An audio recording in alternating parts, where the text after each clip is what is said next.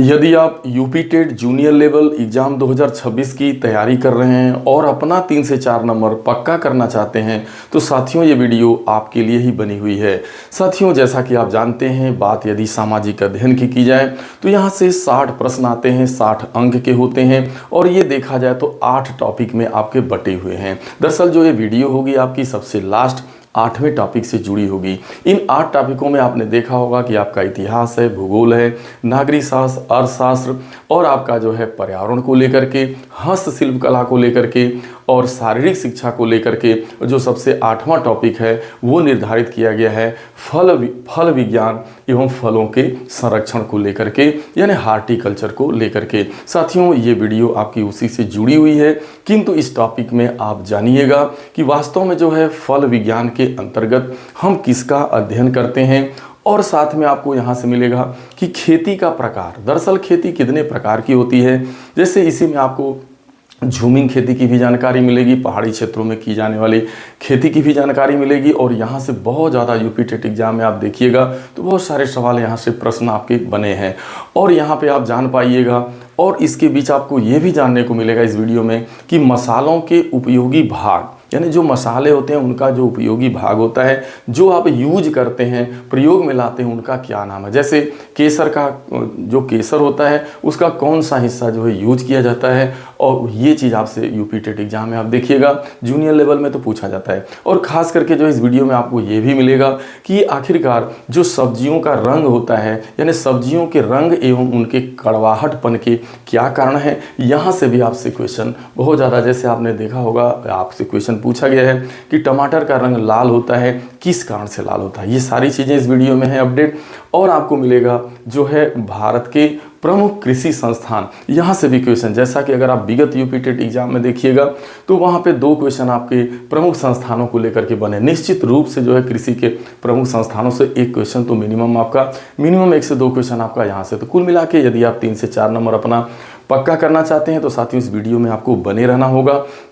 दूसरी चीज़ ये है कि यह जो है आपका फल विज्ञान एवं सब फलों के संरक्षण को लेकर के, साथियों ये पहली वीडियो है। मात्र 2, 3, 4 वीडियो के अंतर्गत ही यहाँ से आपके जितने भी क्वेश्चन बनेंगे सब आपका जो है क्लियर हो जाएगा। बस साथियों आपको वीडियो में बने रहना। साथियों एक निवेदन है आपसे, यदि आप नए हैं और अभी तक आपने लर्निंग अड्डा 21 चैनल को सब्सक्राइब नहीं किया हुआ है तो साथियों कृपया करके चैनल को सब्सक्राइब कर लीजिएगा। यदि वीडियो आपको अच्छा लगेगा तो अपने साथियों को भी जरूर शेयर करिएगा और अपना लाइक कमेंट जरूर दीजिएगा। चलिए अब सीधा हम लोग अपने टॉपिक की तरफ बढ़ते हैं। क्वेश्चन कैसे पूछे जाते हैं, क्या क्या चीज़ें आती हैं, किस तरीके से बनता है क्वेश्चन, सब पे बात होगी बहुत ही अच्छे तरीके से। तो जो सबसे पहले ये आपको समझ लेना होगा कि जो आपका उद्यान विज्ञान है, जिसे आपका हार्टिकल्चर के नाम से जाना जाता है, तो दरअसल उद्यान विज्ञान के अंतर्गत जो है किसका अध्ययन किया जाता है। यह भी क्वेश्चन कई बार पूछा गया है कि हार्टिकल्चर के अंतर्गत किसका अध्ययन होता है। यानी तो देखिए, अगर दरअसल सामान्य तरीके से क्वेश्चन जब बनेगा तो देखिए उद्यान विज्ञान के अंतर्गत आपका फलों का, सब्जियों का एवं पुष्पों का, यानी फूलों का, यानी फल फूल एवं सब्जियों का क्या किया जाता है, अध्ययन किया जाता है हार्टिकल्चर के अंतर्गत। लेकिन देखिए विस्तृत रूप से देखा जाए तो दरअसल होता क्या है कि उद्यान विज्ञान के अंतर्गत आपका फलों के उत्पादन, यानी जिसे पोमोलॉजी, कभी कभी तो ऐसा ही क्वेश्चन बना है कि भाई पोमोलॉजी के अंतर्गत किसका अध्ययन किया जाता है, तो हम पोमोलॉजी में फलों के उत्पादन, यानी फलों के अध्ययन, फलों के उत्पादन को लेकर के आपका यहाँ पे अध्ययन किया जाता है। बात की जाए शाकोत्पादन, जिसे ओलेरी कल्चर, यही कभी पूछा गया है आपसे क्वेश्चन कि ओलेरी कल्चर में किसका अध्ययन किया जाता है, तो ओलेरी कल्चर के अंतर्गत हम जो है सब्जियों का अध्ययन करते हैं, यानी शाकों का उत्पादन का मतलब सब्जियों का अध्ययन किया जाता है। और यदि आ जाएगा फ्लोरिकल्चर, तो फ्लोरिकल्चर का मतलब होता है फूल उत्पादन, यानी फूलों से संबंधित है, ये ध्यान में रखना। इसके अलावा अगर विस्तृत तौर पे आप जानेंगे तो उद्यान विज्ञान के अंतर्गत फलों उत्पादन, फलों का उत्पादन, सब्जियों का उत्पादन और फूलों का उत्पादन के साथ साथ मसाले, यानी जो हमारे मसाले होते हैं, यह भी हमारा हार्टिकल्चर के अंतर्गत ही आता है। अगर आप ऑप्शन में आ जाए ये सारी चीज़ें तो आपको पता होनी चाहिए कि मसालों का अध्ययन भी हार्टिकल्चर के अंतर्गत होता है। अब बात आती है कि सब्जी एवं फलों के संरक्षण को लेकर के, यानी वेजिटेबल हो चाहे फ्रूट हो, उसके प्रिजर्वेशन, तो हम हार्टिकल्चर के अंतर्गत सब्जी एवं फलों के संरक्षण की का भी हम अध्ययन करते हैं कि इसे कैसे सुरक्षित एवं संरक्षित किया जाए। तो अब आपको बहुत अच्छे से माइंड मैप हो गया होगा कि उद्यान विज्ञान के अंतर्गत हम इन चीज़ों का अध्ययन करते हैं और यहाँ से घुमा फिरा के जब भी क्वेश्चन बने तो आपको अच्छे से, क्योंकि देख रहे हैं कि उद्यान विज्ञान एवं फलों के संरक्षण की बात, तो फलों के संरक्षण पे अगली वीडियो आएगी जिसमें एक भी क्वेश्चन आपका बाहर से नहीं जाएगा, सब क्लियर होगा। तो हम अब आगे की तरफ बढ़ते हैं। देखिए दरअसल क्वेश्चन बनता है कि पहाड़ी क्षेत्रों में की जाने वाली जो खेती है उसका नाम पूछ देता है कि भाई पहाड़ी क्षेत्रों में कौन कौन सी खेती की जाती है। तो दरअसल देखा जाए पहाड़ी क्षेत्रों में जो खेती की जाती है उनमें प्रमुख जो है आपका देखा जाए तो सीढ़ीदार खेती है, दूसरा आपकी झूम खेती है जिसे स्थानांतरण खेती के नाम से भी जाना जाता है, और एक होता है आपका बागवानी की जाती है, और मिश्रित खेती। मिश्रित खेती के बारे में भी हम लोग चर्चा करेंगे। और ये देखिए अब ये सीढ़ी, तो पहाड़ी क्षेत्रों में ये 4 तरीके की खेती पहाड़ी क्षेत्र में की जाती है, सीढ़ीदार खेती, झूम खेती, बागवानी और मिश्रित खेती। अब हम लोग सबसे ज़्यादा यहाँ से क्वेश्चन इस टाइप के बनते हैं कि पहाड़ी क्षेत्रों में सर्वाधिक प्रचलित खेती कौन है। तो जो पहाड़ी क्षेत्र होता है उनमें जो सर्वाधिक प्रचलित खेती है वो आपकी सीढ़ीदार खेती होती है। दरअसल जो पहाड़ों का ढलान होता है उसे एक बेड का रूप दे दिया जाता है, एक सीढ़ी नुमा बना दिया जाता है और उसके ऊपर खेती आपकी की जाती है। तो इस तरीके से वो सीढ़ीदार खेती होती है। और सीढ़ीदार खेती का जो मुख्य उद्देश्य होता है वो यही होता है कि मृदा अपरदन को रोकना। 2 चीज़ें होती हैं, एक तो आप बेड बना लेते हैं, सीढ़ी जैसा बना लेते हैं तो आप मृदा अपरदन मिट्टी के क्षरण को भी रोक पाते हैं और अच्छे से अपना आप वहाँ पे फसलें तैयार कर पाते हैं। तो इस तरीके से सीढ़ीदार खेती का जो मुख्य उद्देश्य होता है वो होता है मृदा अपरदन को रोकना। अब आगे की तरफ बढ़ते हैं हम लोग। देखिए अब ये सीढ़ीदार खेती के बारे में आपको जानकारी यहाँ से हो गई। जब भी सीढ़ीदार खेती की बात की जाए तो ये पहाड़ी क्षेत्रों में की जाने वाली खेती है और जो है इस तरीके से आपने देखा, और खास करके इसका। अब आगे हम लोग चलते हैं झूम की खेती। जरा झूम की खेती को समझने का पहले प्रयास कीजिए क्योंकि यहाँ से बहुत ज़्यादा क्वेश्चन हमेशा बनता है। दरअसल जो झूम की खेती है वो पहाड़ी क्षेत्र में की जाती है। यदि हम भारत में बात करें तो जो हमारी जो झूम की खेती होती है वो खास करके पूर्वोत्तर राज्य जो हैं, यानी पूर्वोत्तर के जो आपके जो 7 सिस्टर्स राज्य हैं, जो पहाड़ी क्षेत्र पूर्वोत्तर भारत का है, वहीं पर जो है खास करके झूम की खेती आपकी की जाती है। झूम की खेती में दरअसल होता क्या है, क्या होता है यहाँ पे, तो यहाँ पे क्या होता है कि जो आपके घने जंगल होते हैं, जो बड़े बड़े वृक्ष होते हैं, उनको काट दिया जाता है। जो नीचे की जो घास फूस एवं झाड़ियाँ होती हैं उसे जला दिया जाता है। जब उसे जला दिया जाता है तो वो ज़मीन उपजाऊ हो जाती है। तो बड़े बड़े जंगलों को काट करके, वृक्षों को काट करके, झाड़ियों को जला करके ज़मीन को उपजाऊ बना करके वहाँ पर खेती की जाती है। कुछ दिन तक क्या होता है, खेती की जाती है। जब वह ज़मीन अनउपजाऊ हो जाती है यानी उसकी उर्वरा शक्ति घट जाती है तो वो फिर ज़मीन वहाँ पर उस ज़मीन को छोड़ करके फिर अगले ये प्रक्रिया फिर आगे बढ़ा दी जाती है। पुनः जो है जंगलों की, वृक्षों की कटाई अगले स्थान पर करना, पुनः उसे जलाना, उपजाऊ बनाना, खेती करना। तो इस तरीके से आप देख रहे हैं कि धीरे धीरे जब ज़मीन अनुपजाऊ होती है तो उसे छोड़ करके आगे बढ़ जाते हैं। लेकिन इसका सबसे ज़्यादा जो नुकसान होता है वो पर्यावरण को लेकर के है। चूँकि वृक्षों की कटाई जो होती है, बार बार जो झाड़ियों की आप कटाई कर देते हैं और ज़मीन का अनुपजाऊ हो जाना, बाद में अनयूजफुल हो जाना, तो इस तरीके से आता है क्वेश्चन कि जो झूम की खेती होती है वो पर्यावरण के लिए नुकसानदेह है, हानिकारक होती है। तो इस तरीके से आपने समझ पाए होंगे कि आखिरकार झूमिंग खेती क्या है। और ये पहाड़ी क्षेत्र में की जाने वाली आपकी खेती है, जंगलों की कटाई करके की जाने वाली खेती है। अब देखिए झूम की खेती को किस अन्य नामों से भी जाना जाता है। देखिए झूम की खेती को अन्य किस नाम से जाना जाता है, तो देखिए इसे स्थानांतरणीय खेती के नाम से बोलते हैं या स्थानांतरण खेती, क्योंकि एक स्थान से दूसरे स्थान पे यह खेती चेंज होती है। जब भूमि अनुपजाऊ होगी तो फिर वो जगह बदल दी जाती है, इसीलिए इसको स्थानांतरण खेती के नाम से भी जाना जाता है। दूसरी एक चीज़ और है काटना और जलाने। काटने और जलाने, देखिए जंगलों की कटाई करते हैं, काटते हैं, जलाते हैं, यानी काटने के बाद जलाया जाता है, जमीन को उपजाऊ बना के खेती करते हैं, इसलिए काटना एवं जलाना के नाम से भी इसे जाना जाता है। देखिए झूम की खेती भारत में अक्सर किस राज्यों में कहाँ पे की जाती है खास करके आता है, तो आपको मालूम होना चाहिए कि झूम की खेती खास करके पूर्वोत्तर राज्यों में की जाती है। अब पूर्वोत्तर राज्यों में खास करके बात की जाए तो नागालैंड, अरुणाचल प्रदेश, असम और मेघालय, मणिपुर भी है। तो इस तरीके से आपका जो है नागालैंड, अरुणाचल, असम और मेघालय, यानी जो पूर्वोत्तर भारत के राज्य हैं वहाँ पे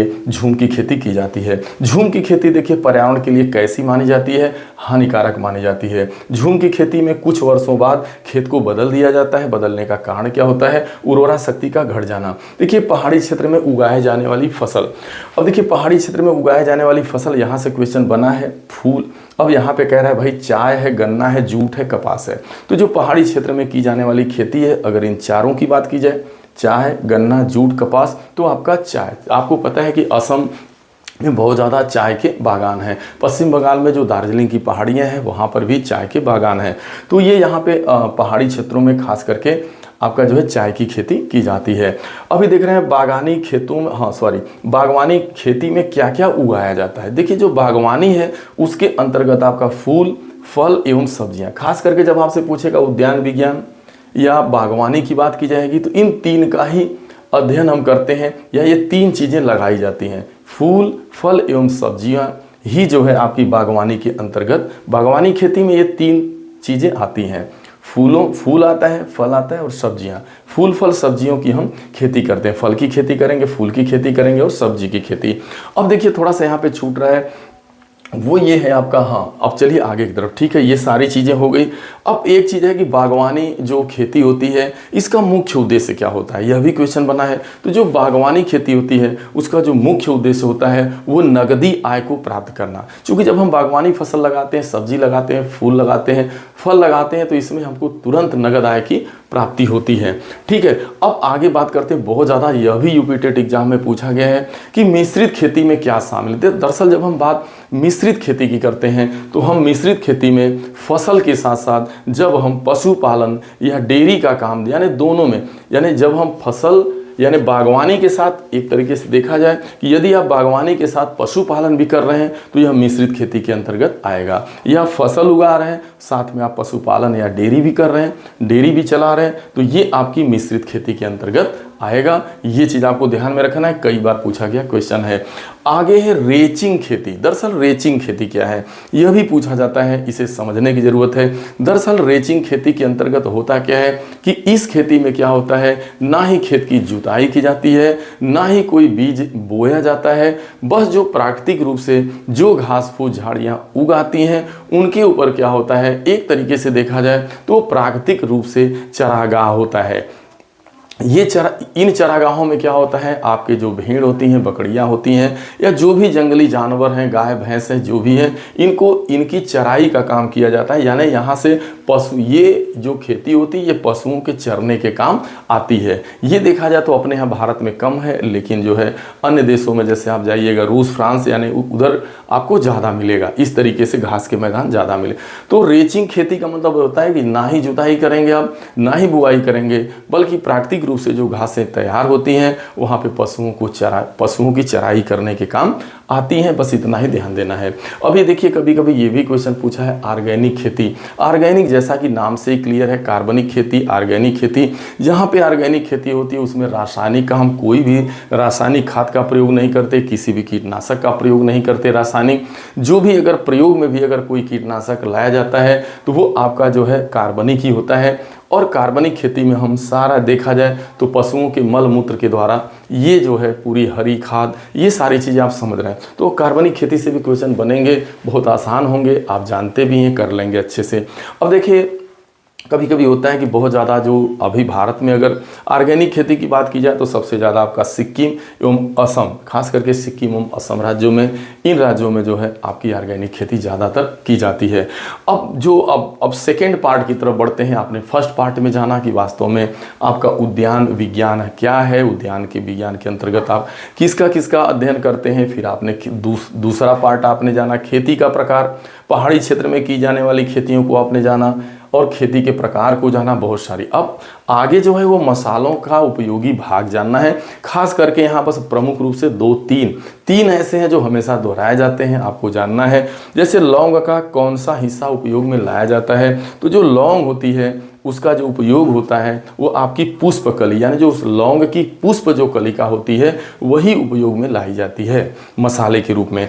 आगे दालचीनी है, तो जो दालचीनी होती है उसकी जो छाल होती है वही उपयोग में लाई जाती है। आगे यदि हम बात करें हल्दी की, तो देखिए हल्दी हो गया, अदरक हो गया, आलू हो गया, ये देखा जाए तो भूमिगत तने हैं, यानी जमीन, ये तने हैं बट ये जमीन के अंदर पाए जाते हैं।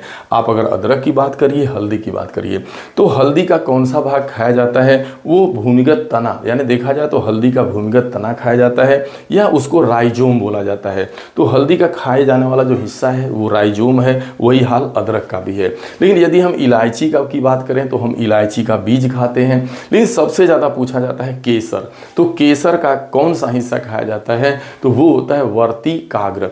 तो केसर का वर्तिकाग्र याद रखना है, लौंग का पुष्प कलिका याद रखना है और दालचीनी का, ये दो तो नहीं भूलना है, लौंग का पुष्प कलिका और केसर का वर्तिकाग्र, ये बहुत बार रिपीट किया गया है। ठीक है, अब चलिए आगे के पार्ट पे की तरफ हम लोग बढ़ते हैं।